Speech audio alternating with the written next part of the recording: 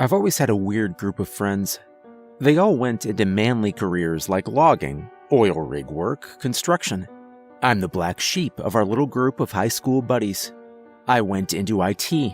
They give me shit all the time about working on nerd stuff, and I give them shit back. Me no likey computer. Me dig holes. I'm an unlikely addition to their group of friends, but it works somehow. So, there we are in a bar. This is one of those rare occasions when everyone's back in town together and we're getting drunk, swapping stories about horrors on the job. Someone talks about when part of their oil rig blew up, killing 3 people a few years ago. Danny, an actual lumberjack, talks about seeing a guy working, not 10 feet from him, get his arm torn clean off by a log line. Just a quick zip and a limb went flying. He held a shirt to the wound as the man bled out, babbling and whining in agony until a life flight came, 2 hours too late. And all the while I'm sitting there, knowing I've got a story. But it's not the kind of story I'd usually bring up to a bunch of drunk sort of friends. Not the kind of story I'd tell anybody. It's the kind of truly unsettling memory that you worry, should you tell it, you might give it life. You might feed it somehow. Make it more real. I carry it around in the back of my mind like a caged, dangerous animal, not considering letting it out. Until now. Everyone said something already, and I'm just sitting there, looking sheltered, looking obvious. So I ignore that voice in my head that says, "Don't." I ignore my dry, tightening throat. Don't. I've got one. My voice cracks, and they look surprised. I'm surprised. They all give me doubtful, amused looks. Go on, then. The looks say. And so I do. I work from home on our 30 acres outside of a small town in Alaska. I live alone, no kids. It's a college town, just a small liberal arts college of a few hundred, but it's the heart of the town. The campus is huge, with the natural beauty of the area being a big draw. Reservation land neighbors the campus, and the tribe sort of acts like park rangers for the hundreds of miles of forest trails. My own land borders part of the campus on the other side. One day, I'm out at the edge of the cleared part of my property, right behind my house. It's probably about 200 yards from the house. I'm watering a set of raised beds I have right near the tree line, just enjoying the scorching sunny day. And that's when something weird happens. There's this sound, like a record of someone speaking, coming from a few hundred feet into the woods. It's like someone talking to you through a bad cell connection, where only parts of the words are coming through, and it's just noise, but you can tell it's supposed to be words. I just stood there listening to the noise, curious, but not afraid. I didn't even turn the hose off. I think, looking back, that's why it took me so long to get freaked out, to start taking it seriously. Weird things like that, supernatural things, they happen at night, deep in the woods, not at 1 o'clock in the afternoon while standing right in your backyard. After about 30 seconds, it just stops. I turn the water off, then figure out if it actually stopped or just got quieter. Nothing. I file it away as a minor oddity, something to be brought up later as a casual conversation token, or more likely, forgotten. That was my first regret. Fast forward a couple of weeks. I'm on a hike at the back of my property, on one of the trails I started last summer, which is pretty overgrown at this point. I'm strolling, lost in thought beneath the tree cover, simply enjoying the gorgeous midsummer weather. I'm pulled from my thoughts when I hear the odd sound in the woods. Far in the distance, there's the sound of garbled human speech. The forest around me, though, is oddly quiet. Now, I'm not much of a risk taker, and I generally prefer looking irrational to looking dead. I casually turn and walk back towards the trail entrance, not wanting to encourage any large predators by fleeing suddenly. What the hell's making that sound anyway? I resolve to bring Danny along to check it out when he comes to visit in 2 weeks. 2 weeks later, I'm back at the trailhead, alone because Danny bailed on me. I told him that if I died, I'd be coming straight to his apartment to haunt the shit out of him. I'm looking down the seemingly innocuous forest trail. I steel myself. I check my pack, bear spray, and brand new Bowie knife, which I have no idea how to use. It's just a sound, I tell myself. I start down the path. A few miles, and about an hour in, I hear the first signs of that odd sound in the distance. It's maybe 100 yards ahead, and just off the side of the trail. The forest, however, moves and rustles with life in that familiar, reassuring way. I carry on. As I approach the origin of the sound, I put my hand to the hilt of my Bowie knife. The source of the sound, now within 20 feet or so, is not immediately apparent. It's the same stream of incoherent babble, but with a distinct crackling sound to it. Looking up, I see a small black speaker fixed to a tree about 10 feet from the ground. Huh? Fairly confident the speaker poses no threat, I take my hand from my knife and inspect it. Written on the side of the speaker in white paint is the name of the local college and the words Forestry Department. Ah, a clue and a reasonable explanation. Go figure. Content that I won't have to stab anything or haunt any apartments this day, I head back home. During a slow day the next week, I call the forestry department of the college. Yes, I'd like to speak to the dean. No, I'm not a student. No, they don't know I'm calling. The dean answered in a bored voice, but seemed eager to answer my questions, as if I were the highlight of an otherwise mundane day. As it turns out, the speaker is, or was, a sort of live art project in which students could write and record poems to be spoken aloud in the forest. It's solar paneled, but he suspected the connection to the speaker I found had gone bad. Once per semester, someone was supposed to come out and upload new MP3s to a waterproof MP3 player near the base of each tree. He went on to say that they discontinued the project due to outcry from the nearby tribe. Initially, he ignored their request to take down the speakers, but the vice president of the college eventually stepped in when complaints persisted, worried about souring good relations with the tribe. They'd probably missed my station when they went to take them all down, he said. Mystery solved. Hiking season passes without incident. About a month after the snows finally melt, I decide to go on another hike on the trail with the speaker. I've got some overnight camping gear with me, and I plan to camp out near my turnaround point, a few hours away. I almost miss the speaker when I'm about an hour in. It's completely silent now. I stop to poke at the electronics a bit, but there's nothing obviously wrong with it. The fraying connections appear to have finally worn out over the winter. I continue down the trail. About 2 hours later, I've set up my tent and prepared a simple camp. It's late afternoon, but I'm restless. And with a few hours of daylight left, I decide to walk ahead of my turnaround point for a little bit.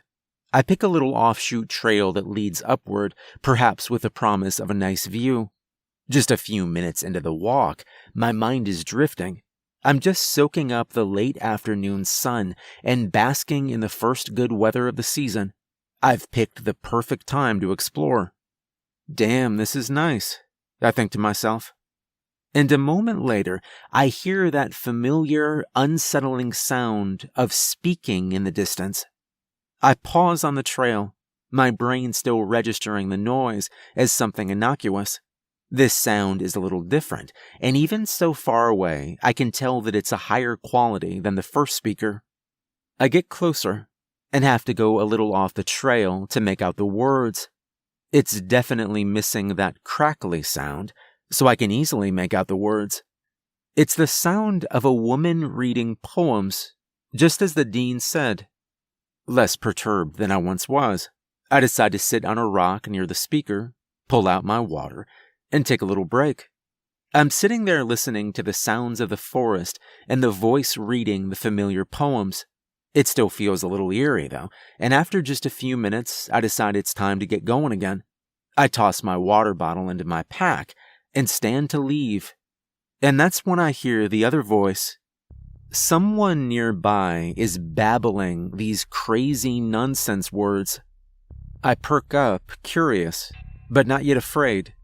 It has this strange warbling sound, like the natural rise and fall of pitch in a sentence, but in all the wrong places. Like someone turning random words in a sentence into questions. It's the kind of sound you'd laugh at if you weren't alone in a forest, miles and miles from help. The forest goes dead silent around me, as if flipping a switch. The sound begins trailing close through some thick brush in front of me. I'm totally frozen in place, just listening to this ridiculous noise like a giant basso baby voice. I utter under my breath, "What the hell?" I see just a glimpse of something coming through the brush, and then my trance is broken. My conscious mind is slammed to the back seat as my animal instincts send me sprinting back toward the trail. I'm already careening back down the trail before I even realize what I was running from. And then it hits me. A wall of realization. A great towering cloud of cold, crippling realization. I actually stumble. My neurons fire in slow motion. The implications are forming in my mind like a slowly condensing water droplet, just before the release, and then the fall. My chest tightens, and I take a sudden sharp breath. It was a hand. Some kind of elongated, grotesque hand reaching through the brush. A body to match that distorted voice. It's then that I hear it again. On the path. Right behind me. What the hell? It warbles. Like it's learned a phrase for the first time, and it's trying it out loud. And then I'm running. I'm barely touching the ground, feet flying down the tight forest trail in the late afternoon sun. Tree branches are slapping at me as I barrel down the path. Careless. Mindless. My nerves are on a knife's edge for the entire sprint back to camp. Ears pricked, skin covered in goosebumps. I enter a clearing and slow to walk cautiously into camp, my hand hovering lightly over my Bowie knife. I see my tent in the small clearing, where the main trail splits into these smaller tributaries. The tent sits in the shade, flap partially open. I stop, staring at it. It would take about 10 minutes to pack it up. I contemplate it for about half a second. Nope. And then I'm moving again, back on the main trail now. I'm holding a sustainable jog, but after about 30 seconds later, I slide to a stop because I hear something new. And then I hear nothing. A quiet deeper than anything before. No distant birds, no rustling leaves, no quiet breeze or chirping insects. There's only complete and unnatural silence. It's almost suffocating. It's like having a giant glass jar dropped around me. One second, there's a rich blanket of forest sounds, and the next, it's like I'm in a vacuum. I freeze.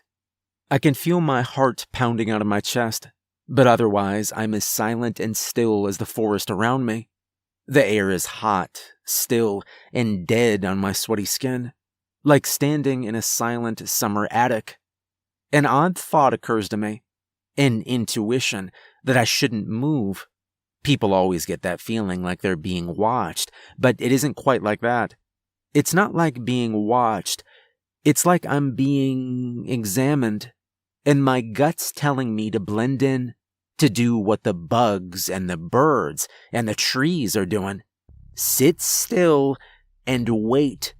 Do as they do. This isn't something you run from. Do as they do. And survive. So I wait, frozen in an awkward position mid-stride, mid-breath, refusing to even blink or look around. I stand there, like a store mannequin in the closet, watching through wooden slats as something very bad looks back at me. Trying to figure out if I'm actually a mannequin or just something pretending. We look at each other like that. This force and I, for 10 seconds. My head is swimming with terror. 20 seconds. My lungs are screaming for air and my heart is pounding. Still, it examines me. And suddenly, the gaze is broken. Its focus on something else. My vision narrows to a pinpoint because my brain is clamoring for oxygen. Far off, I hear a rustle of leaves. And then slowly it comes my way. Not the rustle of a creature, but a great collective exhale from the forest. The sound of the forest returns in great sweep past me. I bend, put my hands to my knees, and join in with a heaving gasp of my own. The rest of the trip back is a barely restrained panic. I jump at every twig snapping, but I'm in a forced calm, because the logical part of me knows I can't run forever. I set my pace at a brief hike for 2 hours, into the late evening. It's getting dark by the time I get back to my property. In the bar, my friends are all statue still, faces slack. No one's touched their drink in 5 minutes. My whole body's shaking as I absent-mindedly run the fingers of both hands up through my hair. It was like I was staring down the barrel of a gun I couldn't see. But I knew that if I had so much as twitched, I wouldn't be here right now. It would have known I was there. It would have known I was real. And I never went back for that tent, I say, taking a sip of my beer and taking a little grim satisfaction in my friends' stunned, distant faces. They let out a few half-hearted, nervous chuckles at my attempt to lighten the mood, but otherwise everyone seems intensely interested in their drinks, the table, or the floor. "Shit, man," one of them eventually says. "Yeah," I reply. We're all pretty quiet, and unusually pensive until we pay our tabs and leave the bar. On the way out, one of my buddies pulls me aside and asks, "Was that really true? All of it, I mean." I just sort of squint and look up at the stars in the Alaskan sky. Eventually, the words I'm looking for come to me.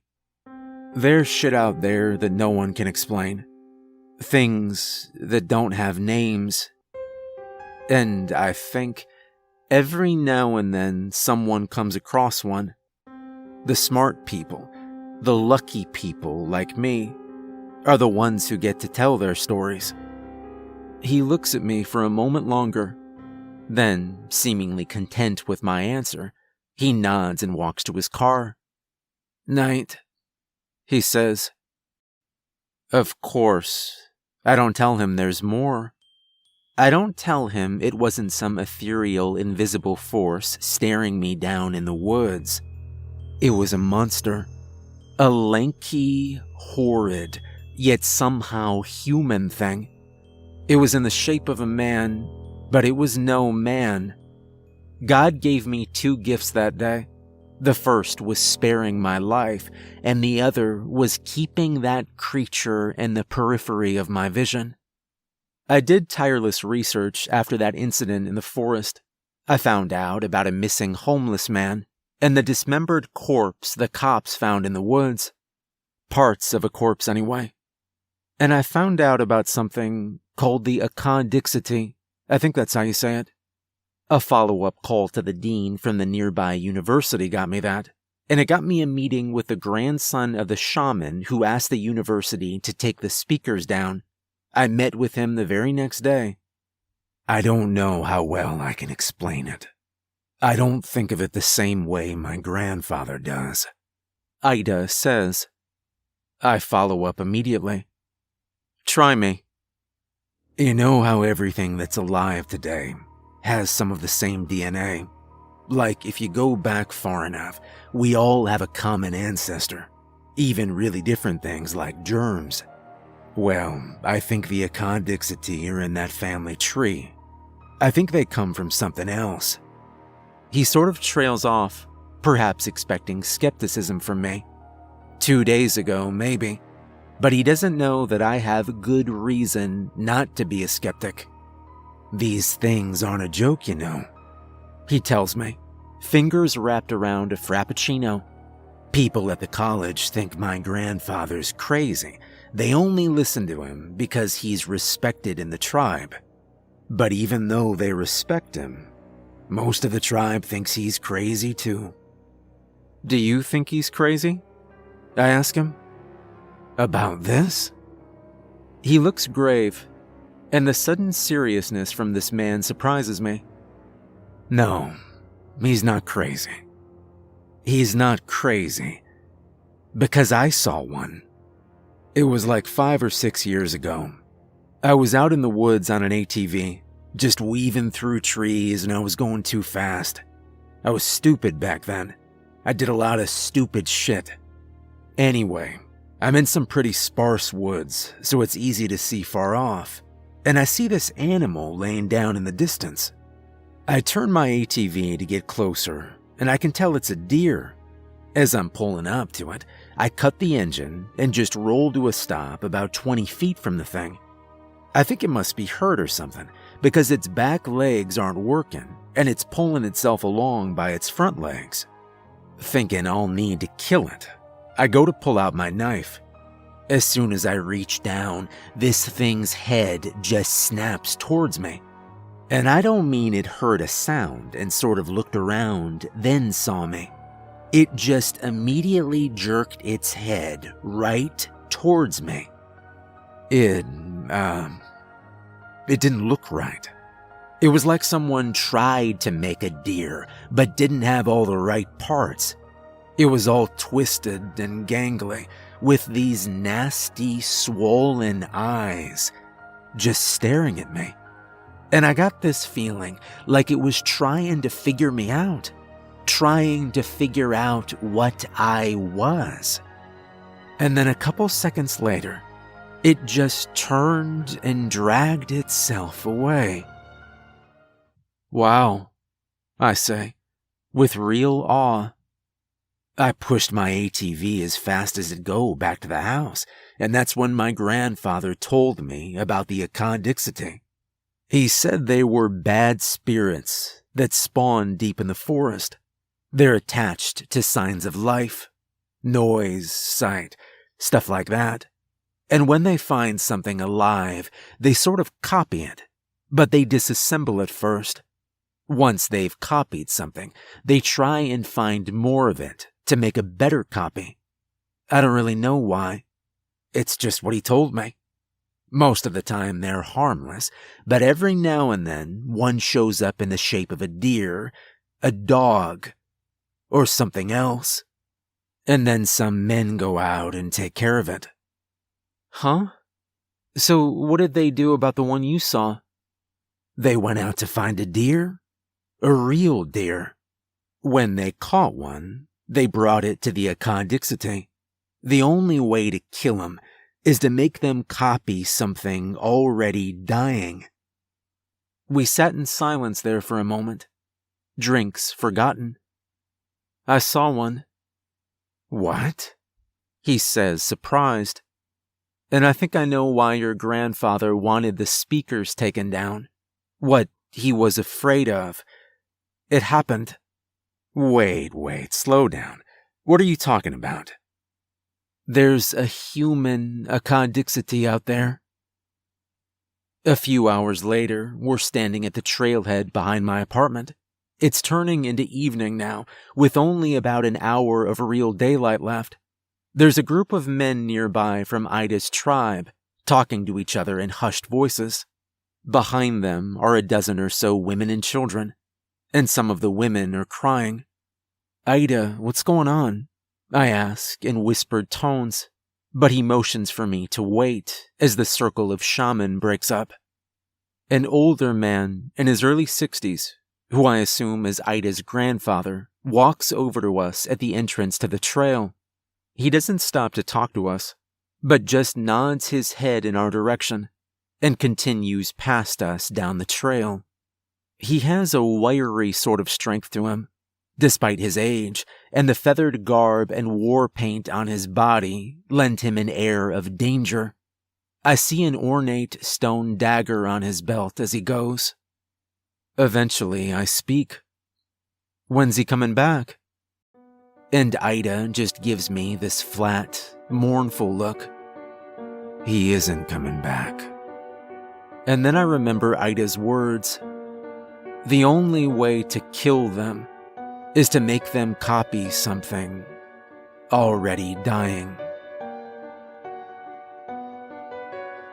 For more great stories, make sure to check out the author's podcast. I'll put a link in the description. Thanks for listening.